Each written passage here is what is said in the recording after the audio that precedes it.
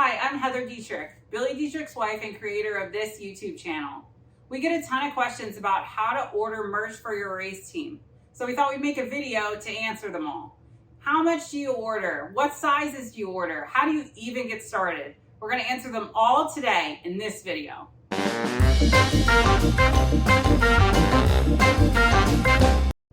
All right, so the first thing that you're going to think about when you want to do your merch order actually has nothing to do with merch at all. You want to have your car design done. So you really need to work on this early and think about when you're going to order your merch based on your season. If you start racing in March or April, you don't want to be calling the printer in January and asking him to get on the print schedule. They're likely not going to have time for you. But until you get your design done, you might not have your graphics that you need to give to the printer. So the first thing you need to do is finalize those sponsors, get your car wrap done, and ask for those graphics early. So lots of times it's tough. You might have to start in October and November talking to your sponsors. And a lot of times, because these are based on small business sponsorship, they won't want to give you an answer until their taxes are done, which can really slow things down. The earlier you get started, the earlier chance you have to have this done around the start of the year. Even when you're talking with your sponsors, nail down your printer. Decide which kind of shirt you're looking for. So if you're looking for a crew shirt, which just has maybe BDR, Billy Dietrich Racing, and whatever crew logo you're looking for, and that's it, you can pretty much use any printer as long as you have someone to design the logo or you already have it. But if you're looking for a shirt with a car on it, as most of us use, you're gonna need to have that graphic ready to go. You need to talk to your printer about what he or she is able to do, okay? Not every printer can do a race car. So you need to be able to communicate with the printer about what they're able to do versus what you're looking for. Ask for examples of their previous work to make sure they really know what they're doing and they understand this isn't a Ferrari that there'll be a stock picture of. This is going to have to be a custom shirt. And then get on their print schedule. Even if you're still working on your sponsors, as long as you're confident you'll have your car design done by the print date, you should be good to go. And just remember, when you are getting your wrap designed, make them aware that you want this design emailed to you for your t-shirts. That way you're not stuck going back to them after your car is already done and asking them and they're forgetting and you're waiting a week or two. It can really slow down the process. So once you have your print date and you got your graphics in hand ready to go, the next thing you're going to need to do is talk to the printer about what you want in this t-shirt. Is there a certain design you're looking for? Is there a nickname you need on it? Do you have a slogan? Is there a certain color shirt you want this printed on? Is this a breast cancer month shirt and you want a pink shirt?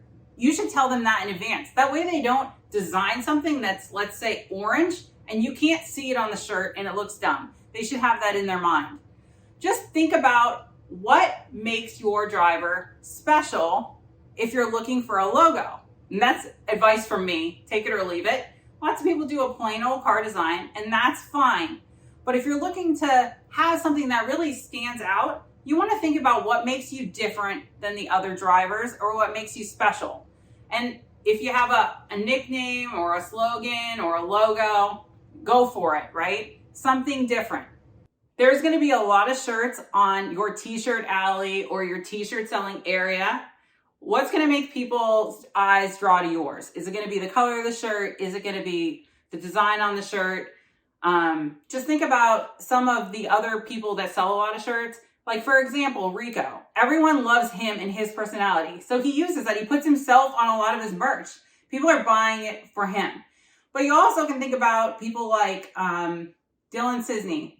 He's the mayor of Port Royal. So he uses his, it tells about him as a person. He's the mayor. That's his slogan. That's his nickname. Just think about it. We use Wild Bill. We've had a badass Billy Dietrich shirt. We just came out with a big dog Billy Dietrich shirt because it has, our crew's dogs on it. Just try to be creative. People love that stuff. Nobody needs another plain old boring race shirt. Try to think outside the box. Super important when you're talking with your printer is that if you have something in mind, you need to tell them. So if you're throwing around an idea in your head and then you just tell them, hey, I just want a shirt, here's my design, go for it, likely it's not going to turn out the way you want. And if you kind of like had your heart set on that design, you're going to be disappointed. And lots of times it'll lead to you telling them at the point where they've already drawn it up what else you want, and it can slow the process down. And it can even slow it down to the point where you miss your print date and it gets pushed back and then you get behind other people. So you really want to, if you have an idea, get that mocked up. Show them what you want. It can be as simple as drawing it on some notebook paper. And I have an example here that I did a drawing for our YouTube shirt and sent our printer, and really rough, okay? All right, Kevin, I'm sending you the photos later on this morning. And this is my random drawing of the YouTube shirt. So I'm gonna explain it and then we can talk about it later. So this is a sprint car, and I got a Drew Bill in there saying, oh, my leg hurts. Oh yeah, hit. This is the back. Thanks, Bill. My input. And then, so that's in the front, like the car coming at you. And then Bill's standing here and you're bigger, right? And then you could put crew member Chris here, Corey, this would be me, which I didn't write in there. And then Nate down here. Now you can move these around too, as long as Bill's the big one. I don't care if they fit better. Just like basic idea. So we were all on the same page. And then up here or wherever you think it looks good, I don't even care if it's down here, if it's better, whatever. I want the YouTube, the Facebook, the Twitter, and the Instagram, like the addresses. And then racing with the PA posse is what Bill wants on the car. On the shirt. And you can see how it turned out. And then for our latest shirt that we did at the start of this year, our Sliders Across PA shirt, I'll show you what I emailed our printer to show him what I was looking for. And look how awesome it turned out. Now, if I had just told him I want a PA shirt, I can guarantee you our brains would have thought different and we would end up having to go back over and over again. So just, draw it up. I use Photoshop for the second mock-up. Not everybody has that ability, but if you do, probably the best idea. All right, your design is done. It's amazing. You love the drawing of the car. Everything's perfect. This shirt is going to be killer. The next thing they're going to want to know right away is how many do you want? This is literally the most intimidating part of this whole process. It's just figuring out how many you want and what sizes to choose. So I can tell you that I was pretty stressed doing this my first time. And my advice is going to be what I did. I reached out to someone else that I knew that sold t-shirts at our home track and talked to them about what sizes they were selling and what sizes they weren't selling. And so at our track, we sell a lot of big sizes. And so it's actually my friend Lauren, who used to sell for Brett Husky. And I said, well, Lauren, what are you guys selling and what aren't you? And she said, we did not order enough 3X and 4X at all. We sold out and we have people asking for them. We don't have them to sell. And we have all these smaller sizes left. So that told me the demographic is bigger sizes. Another thing you need to think about is how many total do I want to order? Lots of printers have a minimum. So if you're just testing out the waters, you might want to base your order off that minimum order, whether it's 144 pieces or 250 pieces. You can usually mix and match between like hoodies, t-shirts, long sleeves, as long as it's something that, they're printing on. But just think about total quantity. What are you thinking? Have you already, sold a couple years ago and getting back into it and well, we didn't order enough next time, I'm going to add a little more. Just get that total quantity in your brain and then kind of work off that for the quantities. On our website, I'm going to share with you, if you click on the Documents tab, there will be 2 spreadsheets in there. One is going to be an order, like our typical order that we do for about, 250 pieces. And I'll show you what quantities I use. That way, if you don't have a seller you can reach out to or you have no idea, maybe it's something you can go on. You can always tweak it if you want. And I'll upload another document that's just the blank spreadsheet with the columns labeled and the formulas in it to add it up for you. If you have access to Excel, it's a great tool to use for something like this. I know a lot of people that race are business owners, so you might already have, Microsoft Suite and be able to use it. If you don't, hey, just take a look, get out a piece of notebook paper and draw a grid. Put the sizes down the left-hand side and put the colors at the top, and you can always work off of that. And here's another thing. There's nothing wrong with just going with one color. We just did our bridge shirt for the number 12 car at the Grove, and we only did black. There is nothing wrong with that. Makes your selling super easier, way more simple, makes quantities more simple, and you don't get stuck with a color that you thought was great that nobody else likes. Just saying, colors are awesome, but if you're just like starting out, maybe just pick a black or a gray or a neutral color that will sell and just go with that. Some things you want to think about when you're working on your quantities and quantities of items is, the time of year. If you're getting this order in early and it's before your season starts, you want enough merch to last you the whole season without a reorder, sure, you're going to have a lot of merch. But if you're starting late in the year, like June or July, maybe you're just getting your merch in for your division speed week. You might want to order to sell out. Order a smaller quantity so you're not stuck with it over the winter. By the next season, your sponsors might change. You might change your car design. And then these shirts are just going to be sitting around getting discounted and you're not going to make as much money off of them. Something else to think about related to the time of year is what type of items are you going to order? And this might even relate to where you are in the country. Obviously, if you're down south, you're not going to sell as many hoodies as we do up here in Pennsylvania. And it really depends on what time you're starting. If you're starting to sell merch for Speed Week and you live in a warm area, I wouldn't bother buying hoodies. You're going to get stuck with them. And something like a hoodie has a higher price point, but it also costs you more, so you're making less. It's more of a pain in the butt to drag around. So just think about that. Another thing you want to think about is the actual item itself. So does it make sense to even order knit hats or tank tops, depending on what time of year you're ordering?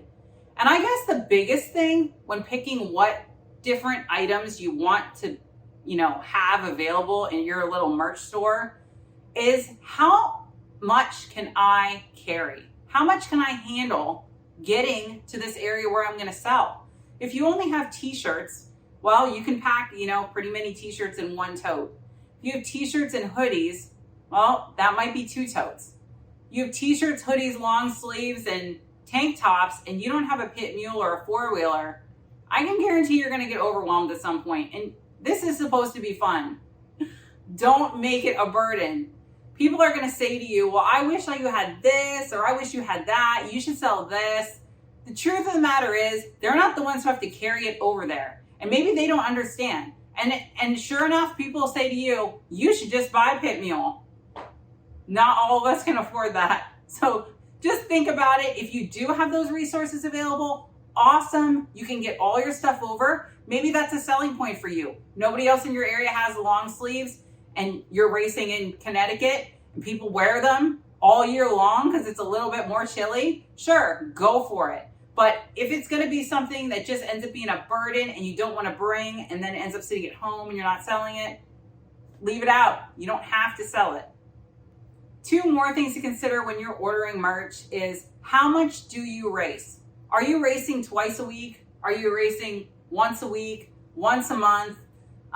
Just think about your series and how much you run and how much you travel. Do you have a home track? You're typically going to sell more if you're racing at the same place every week because people want to show up in your shirt. If you're in a travel series and you're not a huge name, you might not sell as much. Just because, people watch you, but they don't. We all know they only show the leaders on TV. So just think about it. Another thing to think about is this a permanent deal? So last thing you want to do if you just got a ride is dump a bunch of money into merch and then have it not work out and be stuck with this stuff. There's a recent All-Stars driver that just finalized a huge merch order and then the ride changed. He ended up putting the stuff on 50% off online. Normal people, I guess, don't think about that. But as a race team, I know all of us are saying, man, that sucks. So maybe let it settle down a little bit. Make sure it's going to work out for both of you before you put money into it. I can guarantee you the minute you get that ride, people are going to say, you need merch. Go ahead. You need shirts. It's so cool. Don't get sucked into it because it's not their money going to be put out for it unless it is. And then go ahead and order the merch. Don't forget when putting your merch quantities together to check with your car owner and sponsors and your family and friends to see what they want first. If you put your order in and then, for example, you ordered 20 larges in your t-shirt and you end up, your family and sponsors want 15 of those, you're only going to have 5 to sell at the track. If you wanted 20 to sell at the track, that's a problem. If you're just looking to sell what you bought, that's great. I always add the sponsor and the family orders on, like I create my regular order on my spreadsheet, and then I'll add in the sponsor and family orders. That way I still have my base that I wanted to sell, and then that stuff will just come off as soon as the order comes in. All right, you got a successful print, everything's done, your merch just came in your box. Next thing you're gonna have to think of is it folded? This is a great question to ask beforehand, but we've even had times where our printer typically folds it, but they're short-staffed, and we end up just getting a box of unfolded merch. So it's worth asking the question because it could take a couple days to fold it all if it's just you handling the merch on your own. And you might have to ask family or friends to come over and help out to get it all folded depending on how big your order is. We use these folders when we don't have folded merch.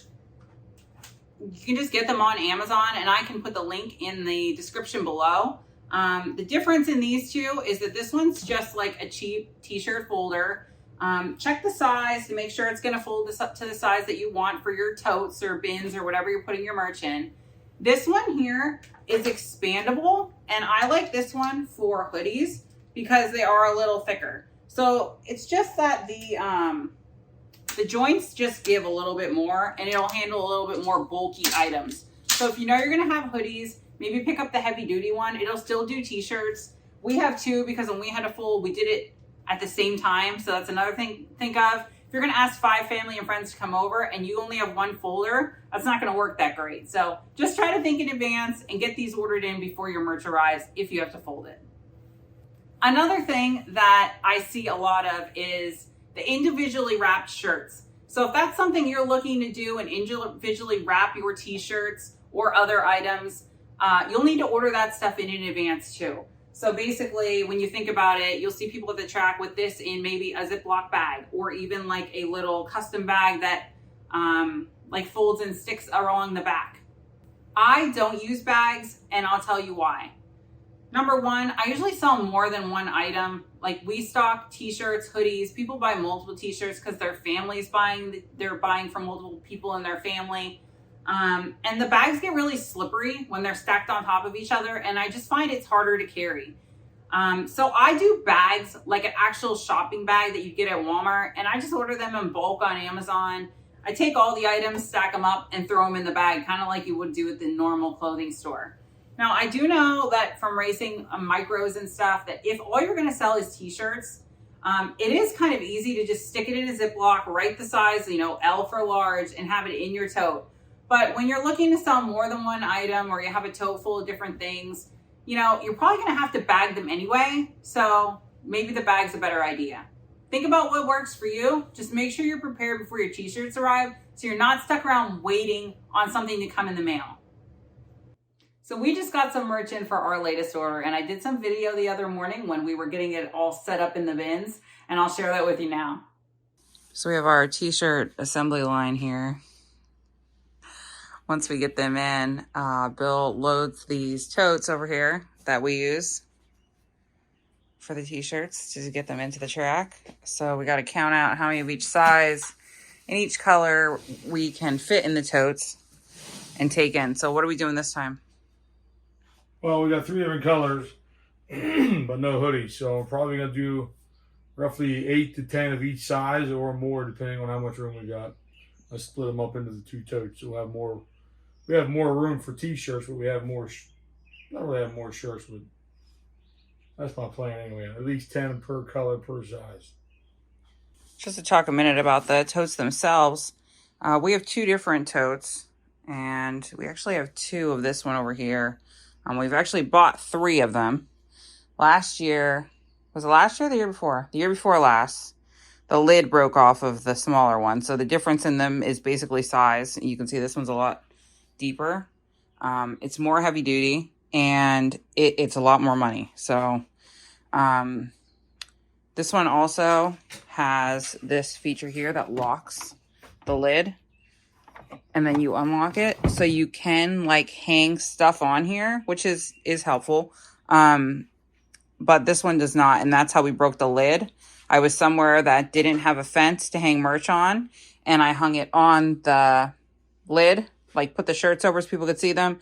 And it snapped the lid off. And at that point, you know, the whole thing was junk. So, yeah, that's what they look like. Price point on the, what's this one, a Husky?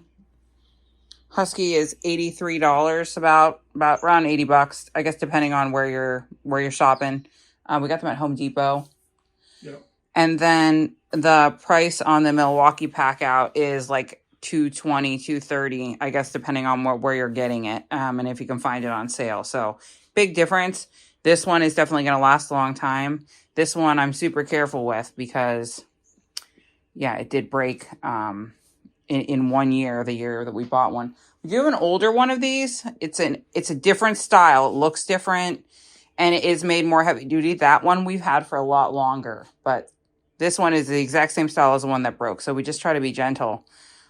We do need two, though, when we have all these colors or the hoodies. This one's great for hoodies because it's, you know, a little bit more heavy duty and deeper. All right, so this is what the tote looks like when it's all packed in full. We separate the sizes with these pieces of cardboard, which I know is really high tech. I'm not sure you can find something like this to use, or you could just rip the lips off your Amazon boxes and put them in here like we do. And they're just marked with the size here, so we can see what size it is. And then we separate out the colors in there by quantity. So we might take 3 of each color of each size, or 4 or 5, depending on how many totes we want to pack. So when our tote is shut, this is what it looks like. It's not that big. And it does have a handle, and that's how we get it around. So some people will load them on their 4-wheeler. We physically pull them using the handle, and it does come out to be a little longer so you can get a little bit more leverage on it. Sometimes we do actually pull it behind the 4-wheeler too. So if your arm is long enough or your 4-wheeler is small enough, like our old one, we would just hold behind and pull it behind the 4-wheeler to get it over to the t-shirt area.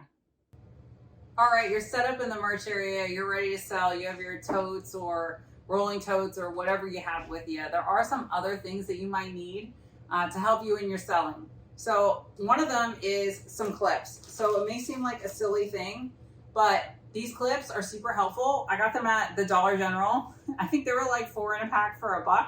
And I don't know what they're supposed to be used for, but they work great for like random merch stuff. So if you're selling where there's a fence, even if you can hang your shirts up, lots of times it gets windy and you'll need these to clip the shirt to the fence. Otherwise they pick up, and sometimes the hangers even come off the fence. So just grab some of these. I think I have like 8 of them or 9 of them. Keep them in your bag and have them ready to go if you need them. Another thing I use these clips for is to attach merch to the top of my tote. So if you have a tote like this with this top ledge, it's actually great to attach things to so people can see when they're walking by. So small things like you can't attach to the fence. So for example, I would take my koozies and clip them on here with one of these clips. Easy, ready to go, and everybody can see everything.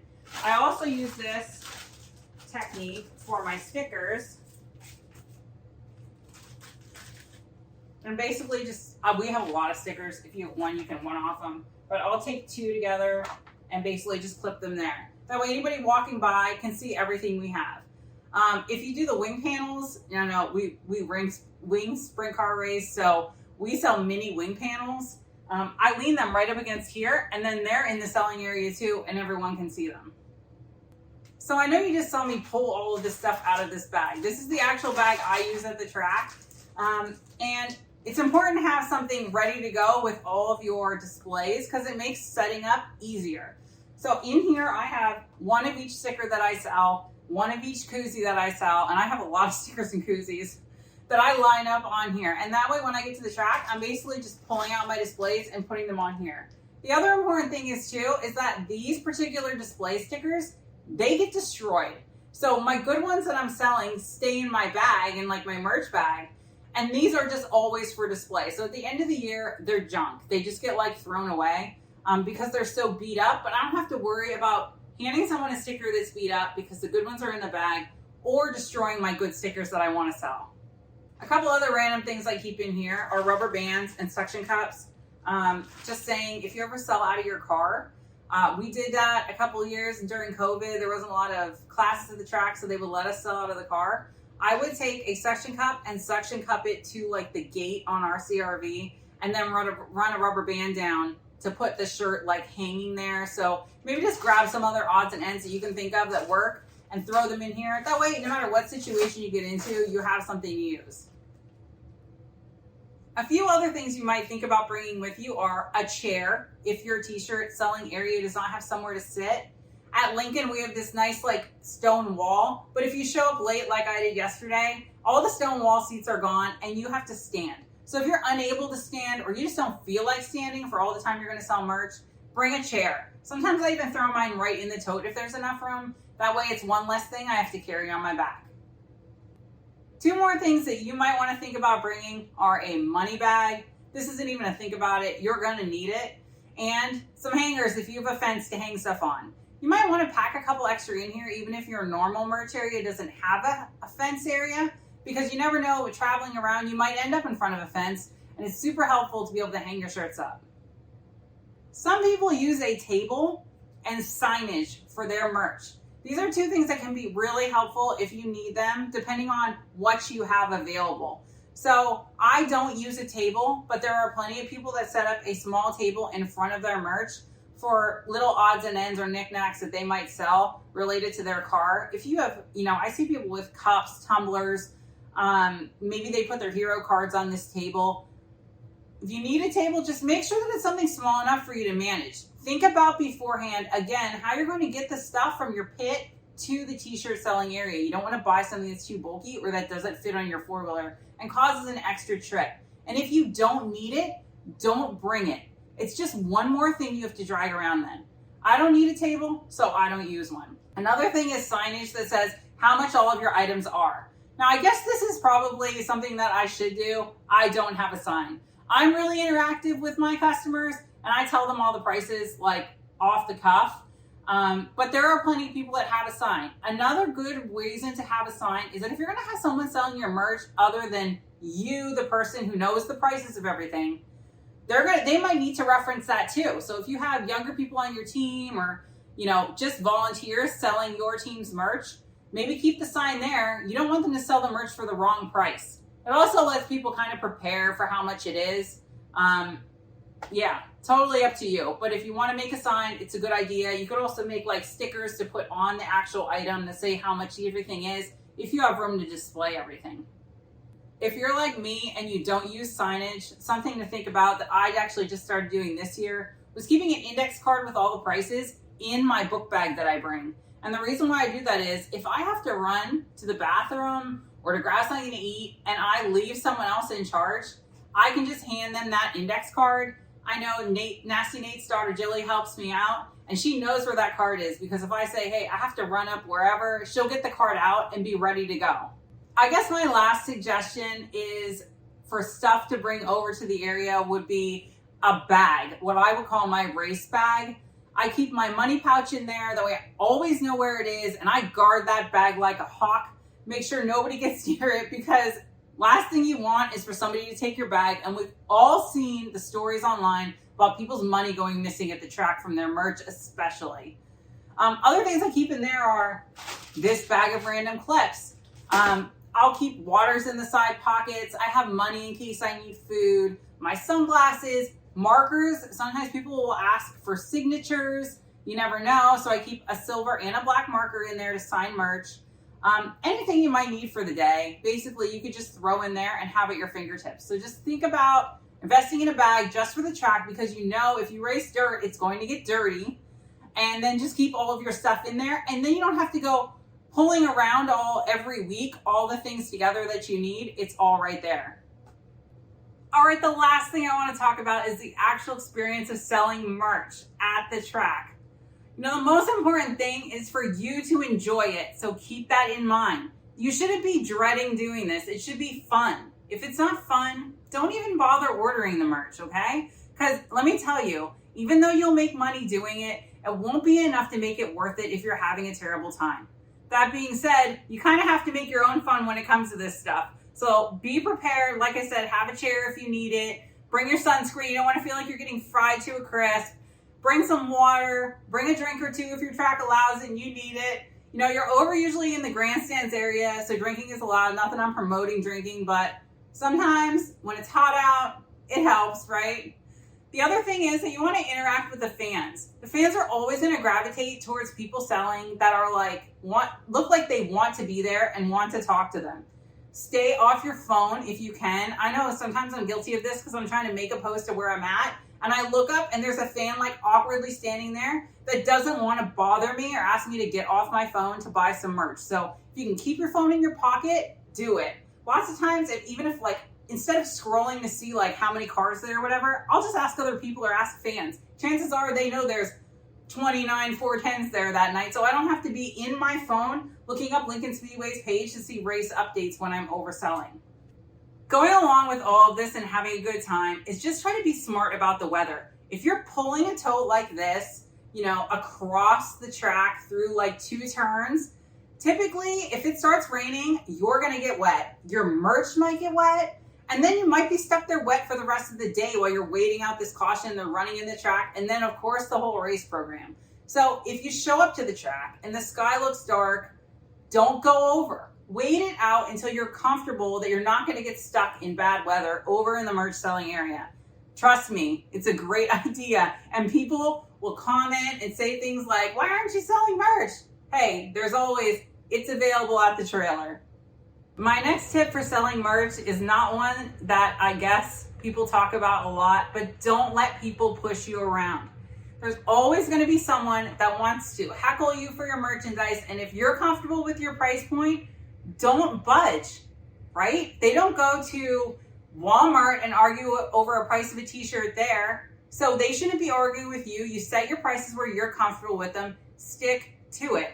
I've had people say to me, well, this person, you know, 2 stands down is selling their shirts for $20 and yours are $25. And I will say to them, well, maybe they have a sponsor that buys all their merch and that's 100% profit. Ours isn't. You know, just be comfortable just saying no. I will have people ask me, well, you know, I'll give you this or that for that. And it typically, when you tell them no, they don't get mad. They're like, okay, I just wanted to ask.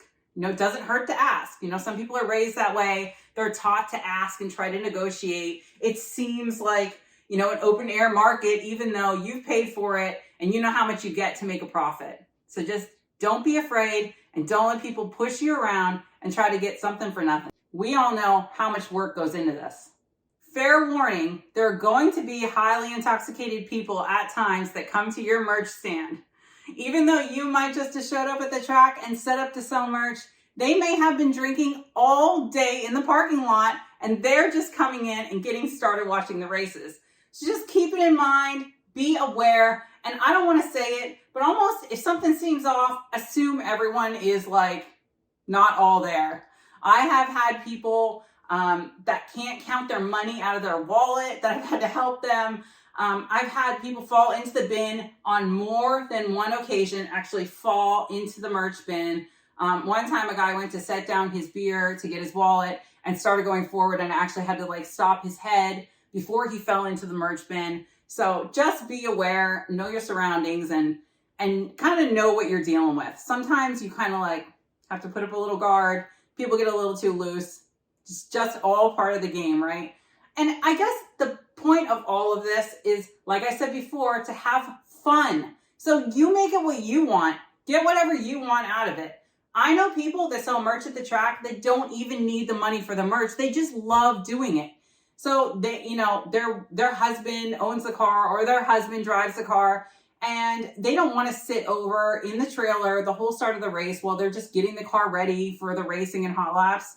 This is something they enjoy. And they enjoy interacting with the fans and doing it. And they just do it for fun. It can be fun. It doesn't have to be a chore. And if it is, find a way to make it fun. Interacting with the fans, I think, is a great way to like keep the day moving, and you get to learn about people. Sometimes this is like what they look forward to all week. Think about it. They're waiting to come to these races all week. They spending their hard-earned money on merch.